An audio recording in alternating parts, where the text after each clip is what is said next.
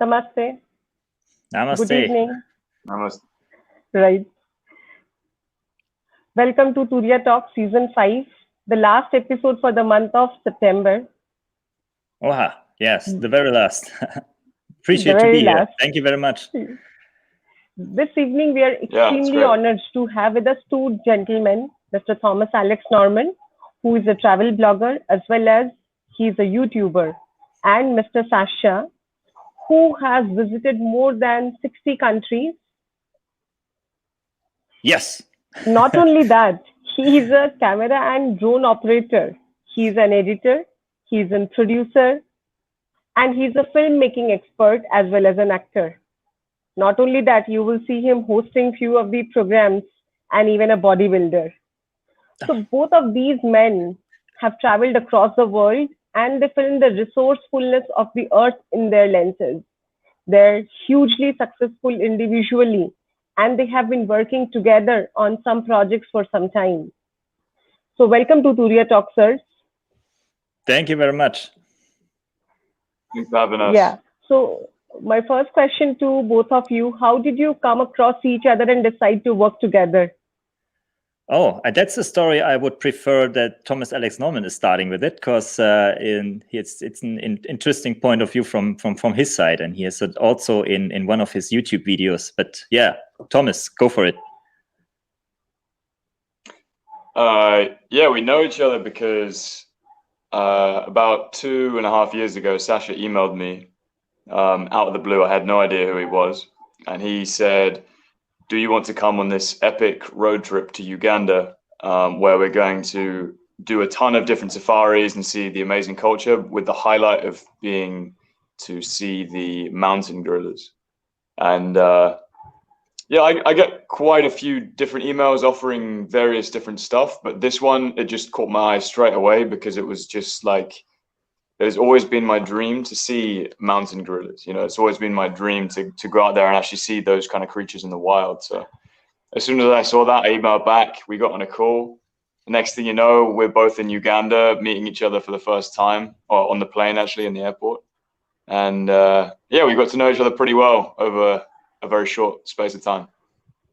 Yes, Right. kind of soul brothers over the time, and we are always looking for people who make interesting content as social media influencer. And I said it like this because for me, Thomas Alex Norman is not more than an influencer. He's something besides an influencer. His influencer is more the second thing he is, because he gained a huge attention on his channel, and it's the perfect target group for filmmakers combining with travel. So he do both. He's a teacher for filmmaking stuff and also a traveling artist. And yes, he makes interesting content, and this is why I know him, because he has one of the biggest travel channels on YouTube in the world, you can say, especially in Europe. And yeah, he makes good content, and this is what we are searching for, not just people who have good attention and a great attention, but also people who really into filmmaking and can create good content. And yeah, this is why I reached out to Thomas, and I was very lucky that he answered and he was in. And then it's very exciting to meet people like him in a total different, yeah, you can say world, especially for him, because it was his first time in Africa. And then you, from 0 to 100, you learn, you meet a person and you'll be in the closest room together and have one of the biggest adventure together. And yeah, this makes you learn him and know him more than just for, yeah, even sometimes for friends that you know for years. If you have a travel like this for 2 weeks, yeah, so this is the reason why we pretty much know each other now, and it could be even more. Yeah. Right. Dalai Lama once said, once a year, go someplace you have never been before. Definitely. And you have traveled across the world, both of you. So just wanted to know a bit about the places and the countries you have visited and you are looking forward to visit in the coming years. Thomas? I didn't quite get that question. Can you repeat that, please? Sorry again? Yeah, I didn't hear the question. Sorry, my connection's a I'm bit saying dodgy. that we would like to know the places you have visited and the countries you have visited, and you look forward to such visits, because in 2020 we couldn't go out much. Yeah. Yeah. Yeah, I mean, I was planning to go to I was planning to do multiple trips. So I was in England during the kind of the lockdown, so back at home. And I was planning to go out and do more trips to Europe. I really wanted to explore more of Europe, especially travel around Spain. And now actually Spain is the hotspot of coronavirus, so I couldn't unfortunately do that to my liking. But I did manage to get a few trips in at the beginning of the year before the whole thing started. So I went out to Portugal and learned how to surf, which was really awesome. And yeah, I actually kind of enjoyed being at home. I got to see all my family and spend a long time with them over the like 6 months or so, which I never would have normally got the opportunity to do. So it was actually good for me not to travel for a little while. Yeah, Right. for me, And what about Sasha? it was an exciting travel year, even if I thought at the beginning, especially when the quarantine comes and the lockdown and the pandemic, the whole pandemic thing, I thought, okay, this could be an exception from all the travel years in the past. But it started. I figured out about the situation in Germany when I was in Sweden, and before that we had a project in Japan. So we were also in Japan, and it was really exciting because we were skiing in Japan, and we were there in some hot tubs and nature water things and whatever. So it was really exciting. Then I was in Sweden. Then I was for 3 weeks on the Azores 3 months ago, and I was also in Spain, and now I'm heading off to an island in Germany next week, and in 3 weeks I will be in Africa and Tanzania again. So yeah, I traveled a lot in this year, and I have to say, before some people are making some critics about it, I had Corona as one of the first in Germany in March. So I got sick on COVID-19. It was not really dangerous. It was just for a half day. On the same day, I got my workout done in the gym. So never skip test day. Yeah, and so it was a good travel season, and I'm looking forward to be in Africa again. And yeah, Right. really can't wait for Talking it. about Sasha, you are an expert trekker as well. Right. You are a trekking specialist for the Annapurna Mountains, if I'm not wrong, which is, if not the most, but one of the most toughest mountains to climb. It is definitely, yes. If you go climbing, yes, it was more the trekking part, but there are also some heights of 5,000, 6,000 meters above the sea level. And yes, this was one of my favorite things as a traveler. I was before I got more into filmmaking and film productions, professional film productions. So I had a travel life of around 10 years, traveling most of the time in more the exotic countries, like yeah, for us Germans, India is of course very exotic, and this was one of my first travels, and I was 3 times in India, and of course a lot of times in Nepal, and there I fall in love with the mountains. This is one thing I have to take one day. Thomas with me, would love to be there with him, and yeah, and there I became a guide for the Annapurna Mountains, because I was there so many times and so many weeks in this area, and people start to ask me here in Germany, back in Germany, if I can lead them there, because they are not brave enough to do it by themselves. And yes, and then I started a small business out of it, and for 7 years I got clients from mostly Europe, and lead them through the Annapurna Mountains, through Nepal, and also through other countries besides the touristic areas. Right. You both have come to India. Yes, I was there 4 times. Right. And Thomas also came to India. Thomas, can you hear us? Yeah, can you repeat that question? It's just a bit jittery, that's all. I am saying you also came to India. No, I've never been to India. I really want to go. It's on my list, Okay. but I've never been. No. Okay, so let's hear from Sasha. What was his experience in India? How much did he like, so that you can also plan your travel whenever possible? Yeah.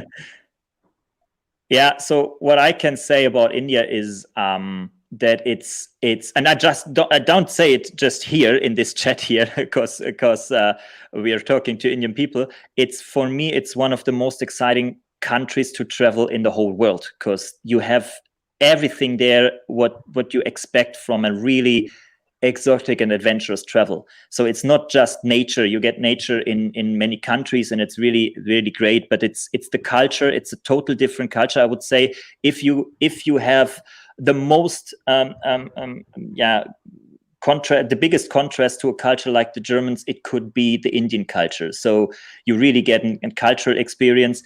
The big cities, the crowded cities, also the nature, the landscapes, whatever it is. And I also fall in love with, so I have a kind of a history with India.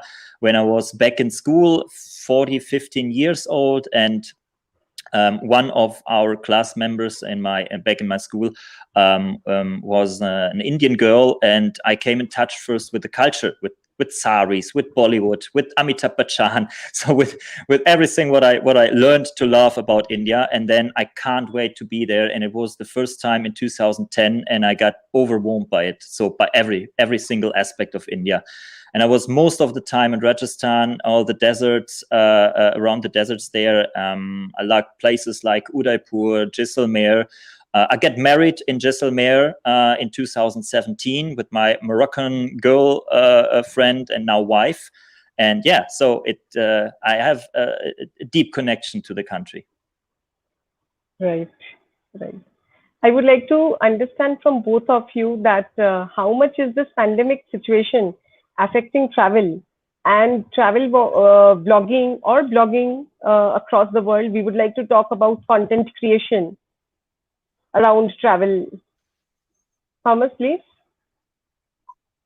Yeah. I mean, I think it's encouraging people to make content from their own home and from their own towns. And I think that's not necessarily a bad thing. Actually, what I'm doing in one of my courses at the moment is focusing the course on doing small challenges around your neighborhood, or even just inside your house. And it was kind of inspired by what's happening this year. But at the same time, it's very similar to what I've always taught and what I've always actually practiced, because I got much better as a filmmaker, and I was learning at home. That's how I learned how to make videos. It was making stupid videos with my brothers and with my family, with my friends, just inside my house or in my garden or in the local park or something like that. And so one of the big things I encourage is you don't actually have to travel to make great content. You can really hone in on your filmmaking skills by making the boring beautiful, by creating something out of nothing. And so I think that's what I've been focusing on quite a lot this year, and that's also what I've been encouraging my students to focus on, is using this opportunity to really just hone in on your filmmaking skills. So then when you can travel, when the next opportunity comes up, then you're going to be able to create an amazing video out of that trip, rather than going on the trip, out of practice and a bit rusty and not really knowing what to do. Yeah, Right. sometimes I see that many people who are traveling a lot, they are in kind of a loop, traveling, get impressions, more impressions, more impressions, more impressions. And the single impression of a country has not the same value like before. So I miss the times when I first was in my first exotic countries, like in India, in Nepal. It was a total different world. Like Thomas had it in Uganda, I guess. And I'm really jealous if I see people who are traveling with like Thomas, and he sees the first time these beautiful countries, nature, elephants out there, free elephants out there and whatever. And I can't have the same experience if I do it 10 times in 2 years. So for me, it's also a bit calming down when it comes to all those intercontinental travels. And yes, really focusing on something like home, a base, and then put in more value if you travel again finally and see the world, because flights are going cheaper every single week, it seems. And 10 years or 20 years ago, when I grew up, it was it was nice to be one time in a year on a trip outside and fly somewhere or whatever, if you're not rich people or something like that. 10 years ago, it was that people and families are traveling 2 times a year, make holiday. And now it's normal that even a student is traveling 3 times, maybe sometimes. And so the value of each single trip, I think, goes down and down. And this is one thing we maybe can learn now from this crisis, maybe. Right. Yeah, I agree. Before we take up questions from our viewers, we have a little surprise for you, if you allow us to show. Yes, okay, agree. Right. Can get that video played?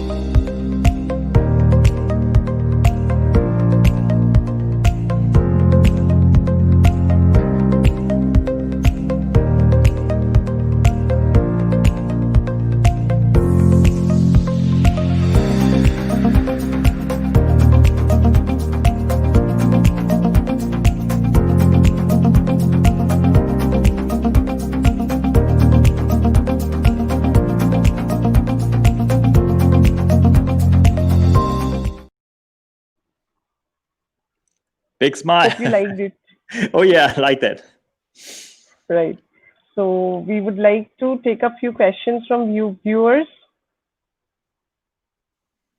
Sascha, how do you maintain your physique while you're out there traveling for months? How do you train yourself? I was so sure about that a question of like this is popping up, especially from Indian people, because they go crazy for bodybuilding. Okay, yes. The thing is, my big secret is it's like the same, like I said before, with the travel and this pandemic thing where we have to found ourselves and not get more and more impressions. The same I do with the sports, because I get sick as a bodybuilder. You're kind of mentally sick, because you look every day in the mirror, and while you're growing and make your physique better and better, you think every single day, oh no, it could be better, it could be better, it is worse, and I'm looking like just a volleyball player or whatever. So to get out of this sickness, I learned to travel and to calm down and do nothing for my body. So it's just that my body relaxes and calms down again, and so that I not even make one push up or something like that, and I also get mentally health again. So and then I start to work out again when I'm here. The thing is also with the travel I do, with those kind of travel, and Norman knows it now because of the because of Uganda.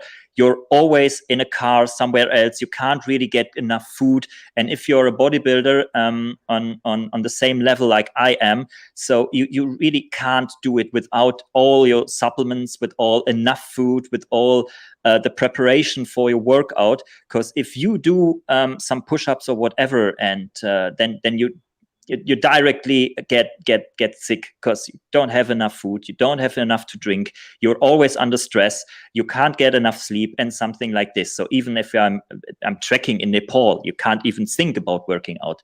So yes, I do nothing. I hope that's a good answer for you, but yeah, that's the truth.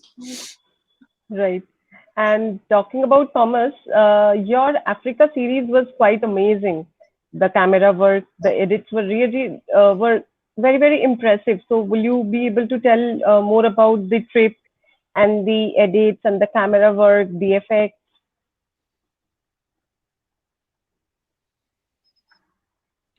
I'm referring to your Africa trip. I am referring to your Africa trip. I'm talking about the camera work and the edits. It was quite impressive. So will you talk about it in how storytelling has changed over the years? Yeah, sure. Yeah, I think what's great with YouTube as a platform is that you can get creative as you want, and you can really, you can, for example, like I did in Uganda, you can make a 4-part series where it's narrated with a vlog and with a voiceover kind of retrospectively, or you can you can make like a 3-minute highlight reel summary video of the whole trip. You know, I chose to do the episodes this time because I really wanted to tell my own story rather than just show it visually. I wanted to kind of express myself and kind of guide the viewers through the story with my own narrative. But what I love about how things are changing is just you can get as creative as you want. Somebody could make, as I said, like a really short 3-minute video that's just really fast and kind of intense, and it's very kind of sensorial. You really feel like you're there, and then it ends and that's it. Whilst another person can, you know, they can live stream the whole thing as a storytelling thing, or they can do a 360-degree camera and tell the whole story like that. But personally, I'm still really attached to the kind of vlogging style, or like the cinematic vlog, because I think it's still a fairly new space to be discovered. And I think it's a really cool, if you're a filmmaker and you have a filmmaking background, I think we have a unique opportunity to kind of create a fusion of like not just vlogging where you're saying, oh, here I am, blah, blah, blah, but also including kind of really cinematic documentary filmmaking and trying to fuse the two together to kind of create a new style of storytelling and media. And that's what is really interesting me at the moment. Right. Next question. We can take a few more questions before we proceed. This question is from Shruti. If you were allowed to travel only one country in your entire lifetime, which country would you choose? I think this can be answered by both of you individually. Sounds like one hell. country. Okay. Thomas would say the UK, right? I'm not sure. I'm not going to say one. I'd say maybe I'll give you 2 countries or 3 countries. That's not it's fair. Impossible to say one. I think Colombia would definitely be one. And I don't know that much about the country. I spent 3 or 4 weeks there and I just fell in love with it. And I had such a good time that it's just always been on my bucket list to go back there. So I'd definitely like to get to know that country a bit more. I also think Japan, potentially. I've never been there and it's definitely somewhere I'm really curious about the culture. And then third would probably be Uganda, to be honest. I think that was probably the favorite place I've been to. So I'd love to just go back. And we were doing such a busy road trip that we only got to stop in each place for 1 day or 2 days maximum. So I wanted to spend like 3 weeks in each stop. So I'd love to get to know that country more. Yeah. Right. For me, it would definitely be okay. I do the same like Thomas, Alex. No, if it's 3, it has to be one African country. And yes, Uganda is one of the nicest spots there because it has such a huge variety. Because you have in the very east, you have kind of the typical African savanna of the east, and in the west you have this jungle Africa, and this is the place Uganda exactly on this line. It goes from one landscape to another, and you have a whole different landscape between there, grass landscape, whatever, mountains, volcanoes.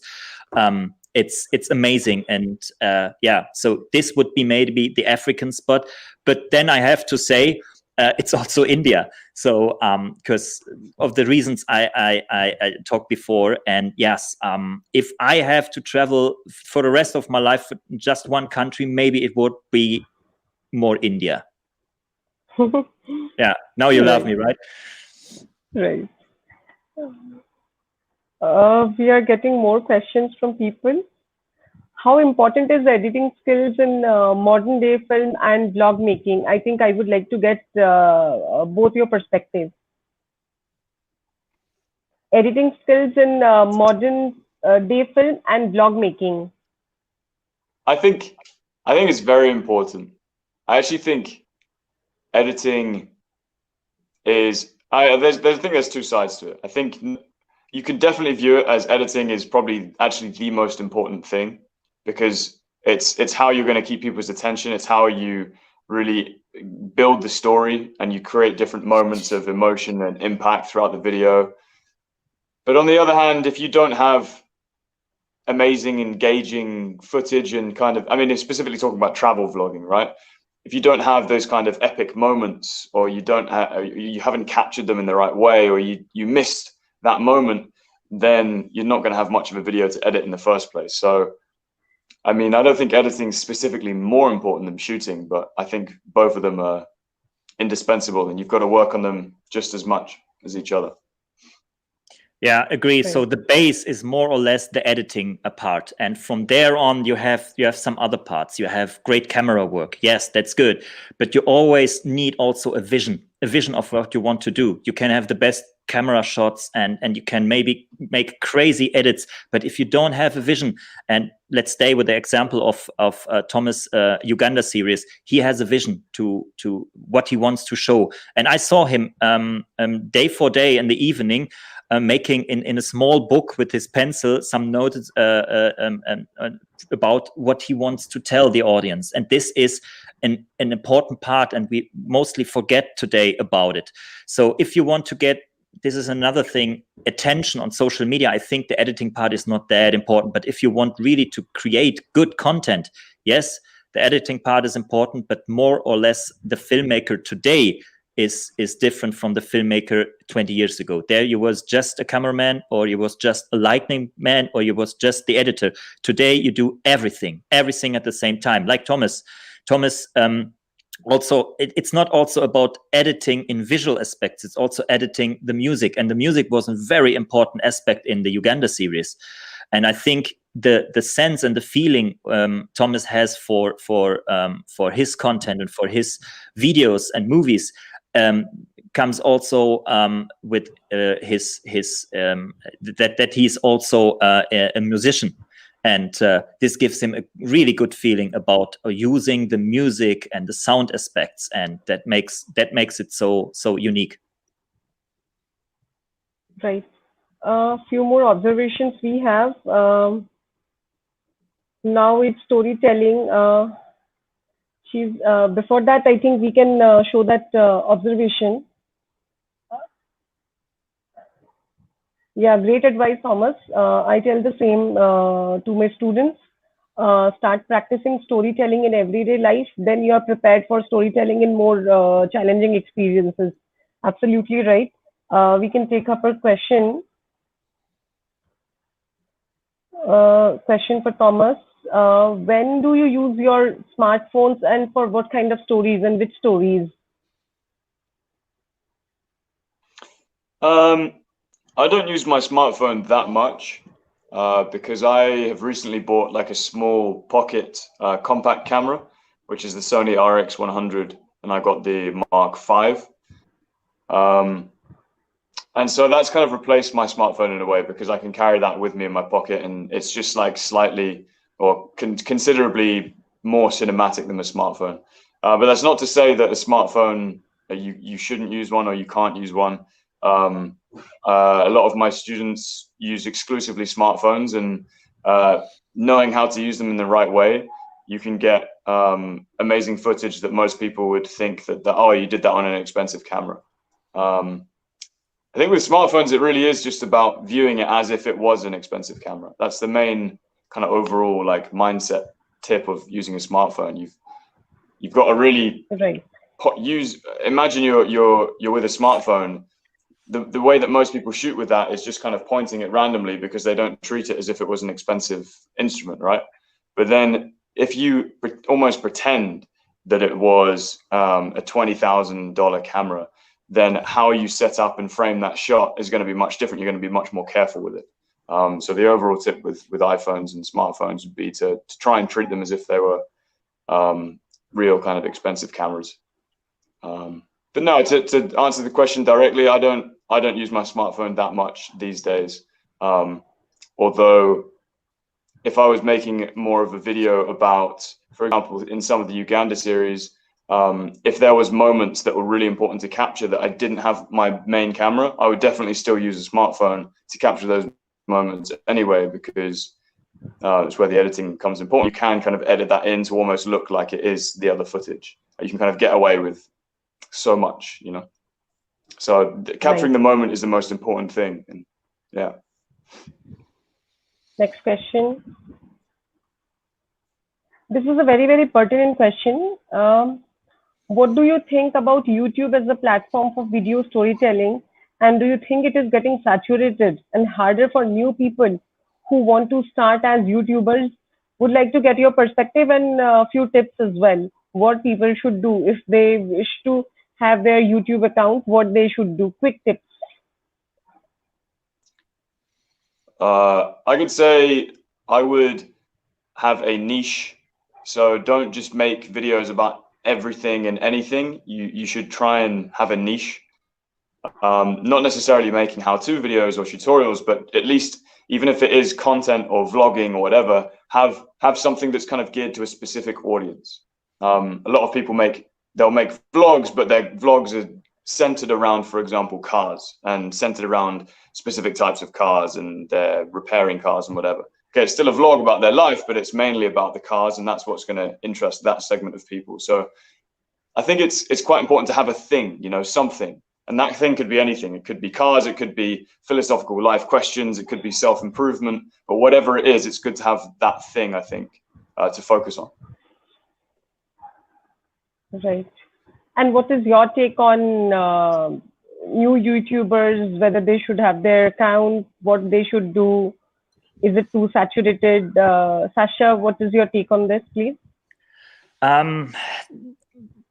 The problem by getting a YouTuber today is that most people wants to get famous, wants to get attention today from the first day on. So when Thomas, I think, started out one day, he just found a platform where he can load up his videos, and he wants to make some videos and put it on there. But nowadays people think, I want to get a famous YouTuber, I want to get an influencer.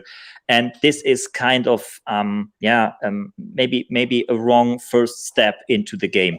But yeah, it is more different today, because you have to think of that since YouTube was starting in 2005 and 2006, more people know now about these possibilities, and every single day there are open up new channels and millions, not just thousands, it's millions of videos, and that makes it more difficult to get your niche, which no other one has in the world. And I don't want to talk about it too negative, because you have just to start out, but you have to be sure why you want to do it. If it's just to get more attention and to get famous and whatever, it might be harder for you than just getting your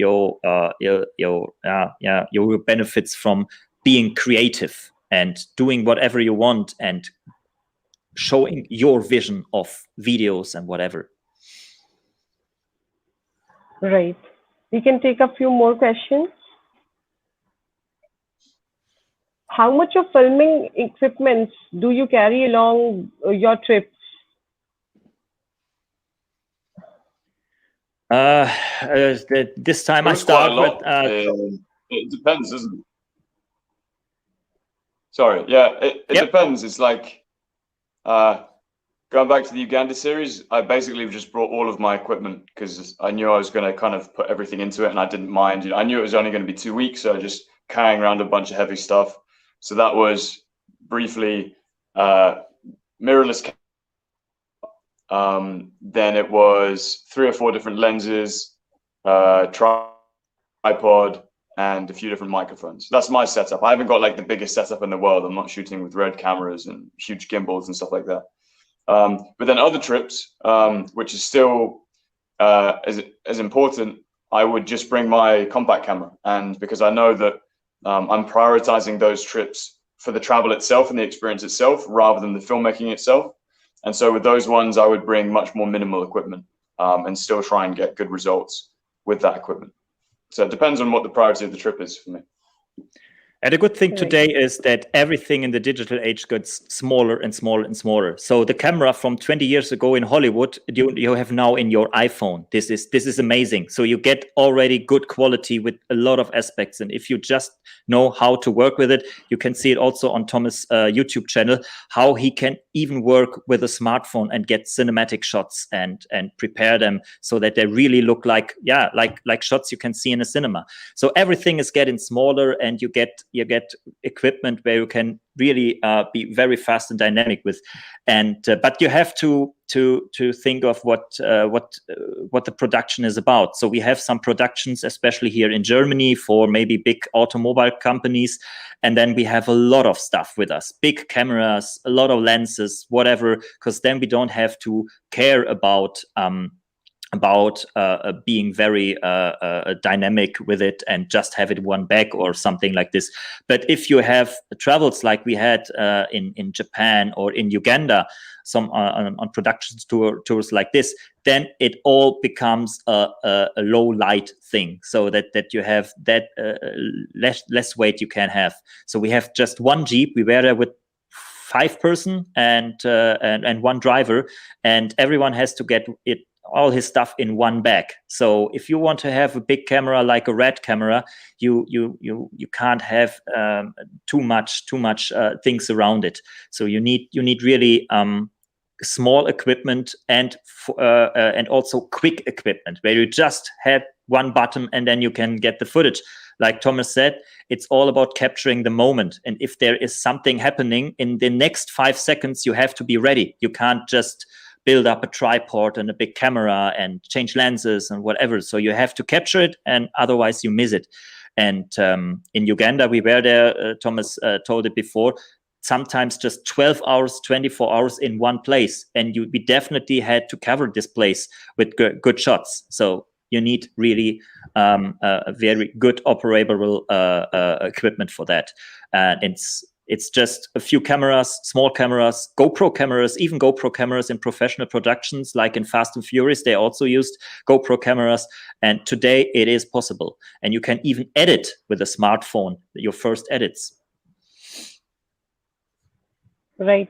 A few more questions. I think we can take up just 1 or 2 more questions if we have.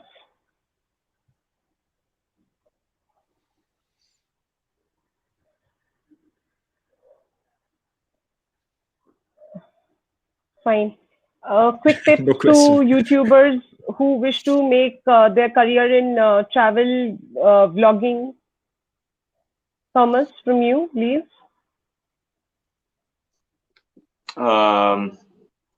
Which was the one? Some quick tips. What Could you should repeat that people question, sorry? do? If they want to get started. Yeah, if they want to start.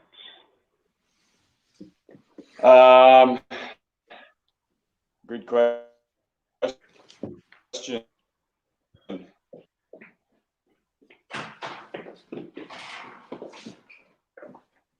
I think, as I said, it would be niche, a specific topic. So really just honing in on a specific thing that you want to do, using the examples I gave before. And then from there, it would also simply be consistent, especially when you're starting out. I haven't actually, in the last couple of years, I haven't been super consistent. I've made a big series with lots of videos and then haven't made videos for months and then released a tutorial here and there.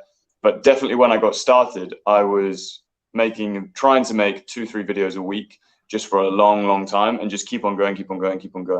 That would be the key. And I wouldn't necessarily even recommend making 3 videos a week.